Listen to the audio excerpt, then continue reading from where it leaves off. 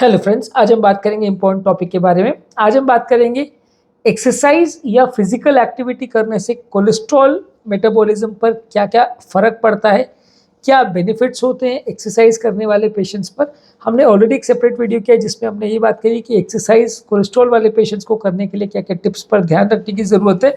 आज सिर्फ इतना बात करेंगे कि एक्सरसाइज से कोलेस्ट्रॉल वाले पेशेंट्स में क्या क्या बेनिफिट्स हो सकते हैं। बाद में कुछ शॉर्ट में ये भी टिप्स पर भी डिस्कस कर लेंगे, just to make the topic complete कि क्या क्या चीज़ों का ध्यान रखने की ज़रूरत है अगर आपको कोलेस्ट्रॉल का कम करना चाहते हैं आप एक्सरसाइज के माध्यम से। तो टॉपिक पर जाने से पहले जो लोग हमारे चैनल पर नए हैं उन्हें रिक्वेस्ट करेंगे चैनल को सब्सक्राइब करें। ऐसा करने से चैनल को कंटिन्यू करने के लिए मोटिवेशन और इंस्पिरेशन मिलती है। सबसे पहला चीज़ जो मैंने बार बार अपने हर एक्सरसाइज वाले वीडियो में ऑलमोस्ट कहा है, हर कोलेस्ट्रॉल वाले वीडियोस में भी बोला है कि एक्सरसाइज से आप कोलेस्ट्रॉल लेवल्स को 15 से 25 या 30% तक मैक्सिमम कम कर सकते हैं कोलेस्ट्रॉल लेवल्स को। यानी मान लीजिए अगर आपका एलडीएल कोलेस्ट्रॉल 200 है और आपको एलडीएल यानी बैड कोलेस्ट्रॉल लेवल को 100 पे लाना है तो उतना एक्सरसाइज से अलोन अचीव कर पाना बहुत मुश्किल है। आप 15 से 20% या 30% मैक्सिमम अचीव कर सकते हैं। डिपेंड करता है कितना एग्रेसिवली आप एक्सरसाइज करते हो और एक्सरसाइज के साथ और क्या क्या चीज़ों को आप इन्वॉल्व करते हो उस बात पर डिपेंड करेगा। आप अगर सब कुछ प्रॉपरली फॉलो कर रहे हो तो मैक्सिमम आप 200 कोलेस्ट्रॉल लेवल से आप 130, 140, 150 तक ला सकते हो। पर 200 से अगर आपका कट ऑफ 70 है वहाँ तक ला पाना मुश्किल है और उसके लिए भी बहुत अग्रेसिव आपको एक्सरसाइज करना पड़ेगा और बहुत अग्रेसिव एक्सरसाइज को भी लंबे समय तक मेंटेन करना पड़ेगा तो ही आप कर पाओगे, नहीं तो नहीं कर पाओगे। आप अगर 10 दिन 15 दिन मैंने एक्सरसाइज करके फिर बंद कर देते हो तो फिर उसका ज़्यादा कोई मतलब नहीं निकलेगा और फिर वापस आपका कोलेस्ट्रॉल लेवल उतना ही पहुंच जाएगा जितना वो पहले था। तो अगर आपको लंबे समय तक अच्छा रिजल्ट चाहिए तो आपको उसके लिए उतनी एग्रेसिवली एक्सरसाइज करना पड़ेगा और उसको मेंटेन करना पड़ेगा तो ही आपको ज़्यादा फायदा मिलेगा। जो लोग थोड़े दिन एक्सरसाइज करते हैं या थोड़ी सी एक्सरसाइज करते हैं उनको उतने कंसिस्टेंट रिजल्ट्स नहीं मिलेंगे।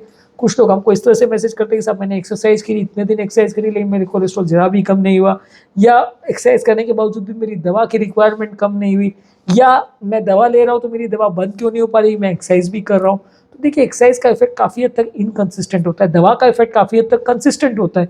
मान लीजिए आपका एलडीएल कोलेस्ट्रॉल अगर 200 है तो आपने 10 मिलीग्राम का टैबलेट चालू किया रोजुवास्टैटिन का तो वो 160 170 पे आ जाएगा। आपने 20 मिलीग्राम का किया तो 150 160 पे आ जाएगा। फुल डोज यानी 40 मिलीग्राम आपने रोजुवास्टैटिन या 80 मिलीग्राम अटोरवास्टैटिन दे दिया तो 200 से आपका कोलेस्ट्रॉल 100 110 तक तो आ ही जाएगा। भले आपका कट ऑफ चले 70 है, उतना अचीव हो पाएगा नहीं वो श्योर नहीं है, लेकिन फिर भी 200 एलडीएल आपका है तो उससे 100 तक तो आप ले आओगे इतना अगर आप फुल डोज पे मेंटेन किया। साथ में अगर एजिटिमिब भी ऐड किया, बेम्पेडोइक एसिड भी ऐड किया तो आप 70 का कट ऑफ भी आराम से अचीव कर सकते हो। तो मतलब मेडिसिन से आपको डोज के हिसाब से कंसिस्टेंट बेनिफिट मिलेगा। जितना ज़्यादा आप डोज लोगे उतना आपको परफेक्ट रिजल्ट मिलेगा। लेकिन आपको कोई भी लाइफस्टाइल मॉडिफिकेशन करने से या कोई अदरक लहसुन वगैरह लेने से या कोई भी डाइट को मॉडिफिकेशन करने से आपको जो इफेक्ट मिल रहा है वो कंसिस्टेंट नहीं मिलेगा। आपका कभी कोलेस्ट्रॉल लेवल 200 से 190 आ जाएगा, कभी 180 आ जाएगा, कभी फिर 200 चला जाएगा, कभी फिर 210 चला जाएगा। मतलब उसी के आसपास होवर करता रहेगा।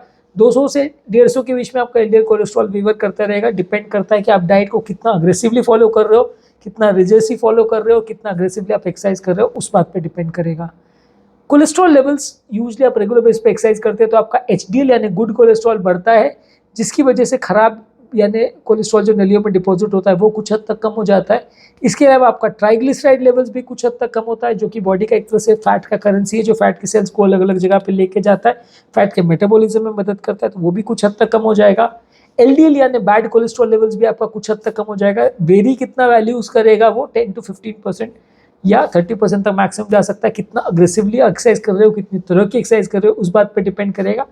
ओवरऑल हार्ट की हेल्थ को भी इंप्रूव करता है, मसल्स की स्ट्रेंथ को इंप्रूव करता है, आपकी ओवरऑल मेटाबॉलिज्म को इंप्रूव करता है, कोलेस्ट्रॉल्स इंप्रूव करता है, तो ओवरऑल हार्ट अटैक आने का चांस भी कुछ हद तक कम हो जाता है। अब बात करेंगे कौन कौन से इंपॉर्टेंट टिप्स है जो आप एक्सरसाइज करना चाह रहे हो अगर तो आपको कोलेस्ट्रॉल कम करने के लिए उनको फॉलो करना चाहिए। सबसे इंपॉर्टेंट ये है कि आपको कंसिस्टेंसी मेंटेन करनी पड़ेगी, रेगुलर बेस पे एक्सरसाइज करना पड़ेगा। आप हफ्ते में एक बार जाओगे या महीने में 4 बार जाओगे, रैंडमली कभी जाके 2 घंटे एक्सरसाइज कर ली, कभी कुछ नहीं किए, तो उससे आपके कोलेस्ट्रॉल पे कोई सिग्निफिकेंट अच्छा फर्क नहीं मिलेगा। आपको रेगुलर जाना पड़ेगा और कंसिस्टेंटली एक्सरसाइज करना पड़ेगा। एरोबिक एक्सरसाइज पे ज़्यादा फोकस करिए, वॉकिंग, रनिंग, जॉगिंग, स्विमिंग, इस तरह की ज़्यादा एक्सरसाइज कीजिए। लो इम्पैक्ट एक्टिविटीज़ करिए, मतलब वॉकिंग, रनिंग, जॉगिंग ज़्यादा कीजिए। जंपिंग और स्किपिंग या इस तरह की एक्टिविटीज़ जिससे जॉइंट पर खराब असर पड़े वो कम करिए। रेजिस्टेंट ट्रेनिंग भी कर सकते हैं यानी बॉडी बिल्डिंग भी कर सकते हैं, पर उस पर बहुत ज़्यादा फोकस मत करिए। अनलेस आपको प्रोफेशनल बॉडी बिल्डिंग करनी है तो करिए, पर अदरवाइज उतना मत करिए।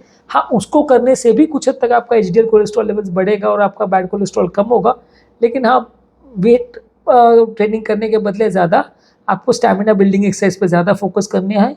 नेक्स्ट है कि एक्सरसाइज जो आप कर रहे हो उसको धीरे धीरे करके बढ़ाइए, स्लो लेवल पर चालू कीजिए, फिर धीरे धीरे करके बढ़ाएंगे तो ज़्यादा अच्छे रिजल्ट्स मिलेंगे। इसके अलावा आप किस अलग अलग तरह की एक्सरसाइज को मिक्सअप कर सकते हैं।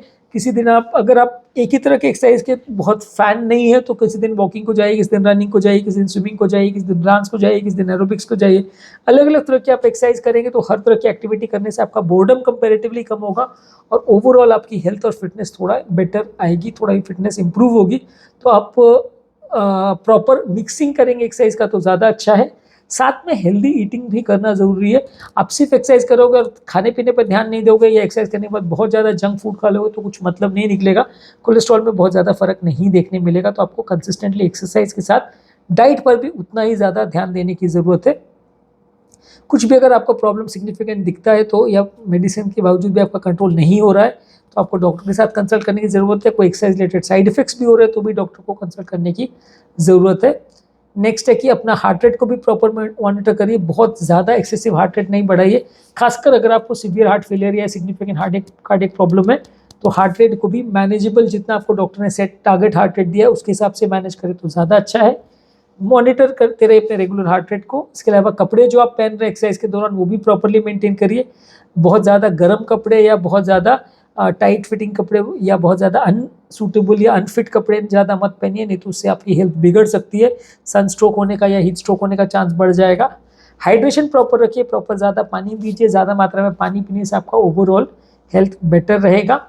नेक्स्ट है कि बॉडी अगर आपको कुछ अलार्म सिग्नल्स दे रही है या कुछ ऐसे अबनॉर्मल साइंस दे रही है कि हाँ उसमें कुछ प्रॉब्लम हो रही है तो डेफिनेटली ध्यान दीजिए, तो उसमें आपको थोड़ा बेटर जल्दी पकड़ पाएंगे आप प्रॉब्लम को और जल्दी उसे मैनेज कर पाएंगे।